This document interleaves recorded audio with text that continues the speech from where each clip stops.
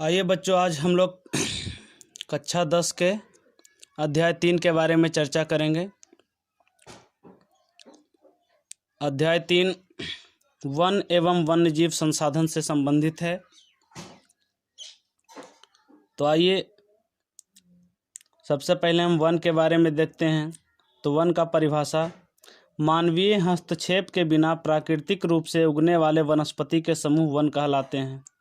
मतलब जिसमें मानव का हस्तक्षेप ना हो और जहाँ पे पेड़ पौधे प्राकृतिक रूप से नेचुरल प्रोसेस से उगे उसे हम कहते हैं वन। तथा इसमें जो जीव जंतु रहते हैं उसे वन्य जीव कहते हैं। इसमें एक टर्म है जैव विविधता, बायोडाइवर्सिटी। तो जैव विविधता जीव जंतु तथा पेड़ पौधों के असमान वितरण, मतलब कहीं ज़्यादा है कहीं कम है, वैसे वितरण को जैव विविधता कहेंगे, बायोडाइवर्सिटी कहेंगे। यहाँ पे देखते हैं ये जो पृथ्वी है इसका जो मध्य अक्षांश है जिसको हम 0 डिग्री विषुवत रेखा भी कहते हैं।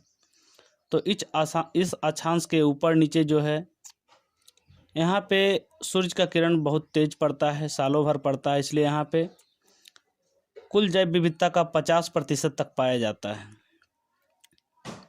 अब आगे देखते हैं वन के प्रकार के बारे में। तो वन 3 रूपों में विभाजित है। पहला है आरक्षित वन, रिजर्व फॉरेस्ट।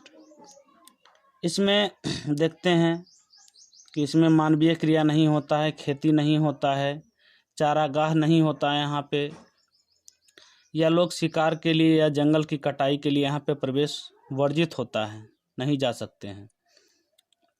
भारत के मध्य प्रदेश में ऐसे 75% वन पाए जाते हैं। दूसरा है रक्षित वन। इसमें फॉरेस्ट गार्ड लगे होते हैं जो वन का सुरक्षा करते हैं। यहाँ भी चारागाह और कृषि वर्जित है, लेकिन सरकारी क्रियाकलाप यहाँ पे किया जा सकता है। यहाँ पे सरकार चाहे तो अपना लकड़ी वगैरह कटवा सकता है। तो इसमें जम्मू कश्मीर, उत्तराखंड, महाराष्ट्र और पश्चिम बंगाल है। तीसरा है अवर्गीकृत वन, अनक्लासिफाइड वन। तो इसमें अवर्गीकृत में देखते हैं यहाँ पे व्यक्तिगत या सामुदायिक मालिकाना हक होता है, स्वामित्व होता है। खास करके पूर्वोत्तर के राज्य जैसे मणिपुर, नागालैंड, मिजोरम, त्रिपुरा, असम, उड़ीसा, अरुणाचल प्रदेश, ये सब सारे, और जो गुजरात के वन हैं वो अवर्गीकृत वन के रूप में आते हैं। आगे देखते हैं देश में जो मध्य प्रदेश है वहाँ पे सबसे अधिक वन है, जबकि मिजोरम में वन का सबसे अधिक घनत्व है, मतलब कम क्षेत्र में ज़्यादा वन है। देखते हैं वन संरक्षण तथा वन बचाओ आंदोलन में एक यहाँ पे बहुत अच्छा आता है चिपको आंदोलन। खास करके औद्योगिकीकरण के कारण तथा रेलवे का निर्माण के कारण 1853 में यहाँ जो रेलवे आया उसमें बहुत सारे रेल के यहाँ पे स्लीपर बनाए गए हैं, जिसके कारण पेड़ का तेज़ी से कटाई हुआ। उसको बचाने के लिए यहाँ पे एक आंदोलन आया, सुंदरलाल बहुगुणा के नेतृत्व में चिपको आंदोलन। ये उत्तराखंड में हुआ था। यहाँ पेड़ में चिपक के लोग पेड़ों को बचाते थे। आगे देखते हैं भारत में जैव विविधता के जो हॉट स्पॉट हैं। तो हॉट स्पॉट यहाँ पे 4 हैं। इसमें पश्चिमी घाट, अंडमान निकोबार, पूर्वोत्तर क्षेत्र तथा हिमालयी क्षेत्र हैं। भारत का जो ये दक्षिणी क्षेत्र है ये पश्चिमी घाट, ये अंडमान निकोबार, इसी तरह से यहाँ पे जो पूर्वोत्तर राज्य हैं और जो हिमालयी क्षेत्र हैं इसके ऊपर में, ये सब सारे हॉट स्पॉट में आते हैं। भारत में जो 4 हॉट स्पॉट हैं। अब देखते हैं जो जैव विविधता है वो भारत में कुल जैव विविधता का 8% है। विश्व में जो जैव विविधता उसका 8%, यानी कि 16 लाख जो जैव प्रजाति है, उपजाति यहाँ पे भारत में मिलता है। भारत में वन का कुल क्षेत्रफल का 24.01% है। हालांकि यहाँ पे 33% वन होना चाहिए, लेकिन है कितना, 24.01% अभी फिलहाल में है, जिसका कुल क्षेत्रफल 78.92 मिलियन हेक्टेयर क्षेत्र में ये फैला हुआ है। इसमें 3 तरह के वन देखते हैं। पहला है सघन वन। तो कुल क्षेत्रफल का 12.24% सघन वन है, जहाँ पे बहुत ज़्यादा घने जंगल होते हैं। दूसरा है खुला वन। तो खुला वन है 8.99 लगभग 9%। और जो है मैंग्रोव तो मैंग्रोव है यहाँ पे 0.14%, ये 24.01% में ये 3 तरह के वन पाए जाते हैं। ये जो मैंग्रोव वन है खास करके जैसे सुंदरबन हो गया, गुजरात का जो कच्छ का जो वन हो गया, ये सब सारे मैंग्रोव के उदाहरण हैं। आगे देखते हैं, एक संस्था है IUCN, international council for conservation of nature and natural resources. ये जो नेचर, प्रकृति और जो प्राकृतिक संसाधनों का है संरक्षण करता है ये संस्था। उसने वन्य जीवों को निम्नलिखित श्रेणी में बांटा है। पहला है सामान्य जातियाँ। सामान्य जातियाँ जिनका संख्या बहुत ज़्यादा है, जैसे पशु, गाय, भैंस, बैल, बकरी, ये सब सारे, इनका संख्या अभी अधिक प्रजनन के कारण इनका संख्या अभी समाप्त नहीं हो रहा है, मतलब बहुत संख्या में है। साल के पेड़, चीड़ के पेड़, ये सब सारे सामान्य जातियाँ में आते हैं। दूसरा है संकटग्रस्त जातियाँ, इंडेंजर्ड कैटेगरी। तो संकटग्रस्त जातियाँ में जो आते हैं, इनका जीवन संकट में है, इनका विलुप्तीकरण हो सकता है। तो इसमें काले हिरन, जंगली गधा, संगाई, एक सिंघी गैंडा, ये सब सारे संकटग्रस्त जातियों में आते हैं और सारे हैं। तो इसमें जो काला हिरन है ये महाराष्ट्र, राजस्थान में पाया जाता है। दूसरा है कच्छ के रण में जंगली गधा पाया जाता है, और जो संगाई है वो मणिपुर का एक हिरण का प्रजाति है। तो ये सभी संकटग्रस्त जातियां में आते हैं। अब संकटग्रस्त जातियों का सूची तैयार करने के लिए 2 तरह के यहाँ पे बुक हैं। एक है रेड डाटा बुक। तो रेड डाटा बुक में जो होता है उसमें संकटग्रस्त जीव जंतुओं का सूची होता है। दूसरा है ग्रीन डाटा बुक। तो ग्रीन डाटा बुक में जो पेड़ पौधे संकटग्रस्त हैं, जिनका समाप्ति हो रहा है, उसका यहाँ पे डाटा संरक्षित होता है। अगला जो कैटेगरी है वो है सुभेद, वल्नरेबल। इनकी संख्या जो है पर्यावरण दशा के कारण घट रही है। कभी तापमान बढ़ रहा है, ग्लोबल वार्मिंग का असर है, या फिर तापमान घट रहा है, हिमयुग है, ये सब सारे के कारण ये संकटग्रस्त श्रेणी में चले जाते हैं। जैसे नीली भेड़, एशियाई हाथी, गंगेय डॉल्फिन, ये सुभेद्य वल्नरेबल में आते हैं। अभी हाल फिलहाल में भारत में गंगेय डॉल्फिन को राष्ट्रीय जलीय जीव घोषित किया गया है। ऐसे राष्ट्रीय जीव टाइगर है, लेकिन राष्ट्रीय जलीय जीव गंगेय डॉल्फिन है। आइए आगे बात करते हैं।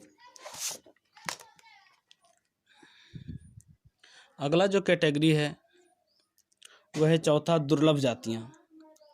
तो दुर्लभ जातियों में मतलब कि इसका संख्या बहुत कम है, यदा कदा मिलते हैं, जैसे हाइना। पाँचवा है स्थानिक जातियाँ। स्थानिक जातियाँ मतलब किसी विशेष क्षेत्र में जो जातियाँ पाई जाती हैं, जैसे अंडमानी टील, निकोबारी कबूतर, अरुणाचल का मिथुन, ये उसी क्षेत्र में पाए जाते हैं सिर्फ। तो अरुणाचल प्रदेश का मिथुन, ये सब सारा स्थानिक जातियों में आते हैं। छठा कैटेगरी है लुप्त या विलुप्त जाति। लुप्त जाति मतलब कि एक्सटिंक्ट, वो या तो ख़त्म हो गया है, एकदम ख़त्म होने के कगार पे है। जैसे गुलाबी सिर वाली बत्तख, डोडो, ये एक न्यूजीलैंड का पक्षी था डोडो। डायनासोर, एशियाई चीता। अब यहाँ पे हिमयुग आया, तो हिमयुग के कारण क्या हुआ, वहाँ पे ये तापमान का एडजस्टमेंट नहीं कर सकें, डायनासोर ख़त्म हो गए, विलुप्त हो गए। एशियाई चीता 1952 में विलुप्त घोषित कर दिया गया। इसके बारे में विशेषता है, ये 112 किलोमीटर प्रति घंटे से दौड़ सकता था। तो ये सब जो है धीरे धीरे समाप्त हो गए, इसीलिए इनको विलुप्त कैटेगरी में रखा गया। आगे बात करते हैं वन संरक्षण के बारे में। तो यहाँ पे वन संरक्षण में देखेंगे कि वन में कमी कैसे आया, उसका कारण क्या था। तो उसका कारण बहुत सारा यहाँ पे देखते हैं। जैसे पहला है झूम कृषि। झूम कृषि को स्थानांतरित खेती भी कहते हैं। ये खास करके जनजातीय क्षेत्र, जंगली क्षेत्र में बदल बदल के खेती किया जाता है। पेड़ पौधों को काटा जाता है, वहाँ खेत बनाया जाता है, उसके राख पे खेती किया जाता है। फिर से वहाँ का उर्वरता अगर कम हो जाए तो दूसरे जगह पे चले जाते हैं। इसको शिफ्ट फार्मिंग भी कहते हैं। या फिर स्लेश एंड बर्न, मतलब जंगल को काटना है, उसके बाद बर्न मतलब जलाना है। तो ऐसे खेती जो होते हैं स्थानांतरित या झूम कृषि, ये एक वन में कमी का प्रमुख कारण है। दूसरा कारण है औद्योगिकीकरण। तीसरा जो यहाँ पे परिवहन वगैरह का विकास हुआ, रेलवे आया, तो ये सब कारण है। अब औद्योगिकीकरण में देखते हैं कि नए नए कल कारखाने वगैरह लगाए गए हैं, तो कल कारखानों के लगने से वहाँ का जंगल सफाई हुआ, बहुत बड़े बड़े क्षेत्र वहाँ पे कारखाने लगाए गए हैं। तो ये सभी वन ह्रास के, वन के कमी के कारण हैं। अब वन को कमी का पूरा कैसे करेंगे, तो वन का कमी पूरा करने के लिए हम लोग वन रोपण करेंगे, फिर से नए पेड़ पौधों को लगाएंगे। तो यहाँ पे दो टर्म आता है, एक है फॉरेस्टेशन, एफॉरेस्टेशन, दूसरा है रिफॉरेस्टेशन, मतलब पेड़ पौधों को जहाँ से काटे वहीं लगा दें, रिफॉरेस्टेशन। एफॉरेस्टेशन मतलब जहाँ पे जंगल नहीं है वहाँ पे हम लोग जंगल का निर्माण करें। और एक टर्म आता है डिफॉरेस्टेशन, मतलब जंगल का कटाई। तो वन रोपण करेंगे, एफॉरेस्टेशन, रिफॉरेस्टेशन अपना के।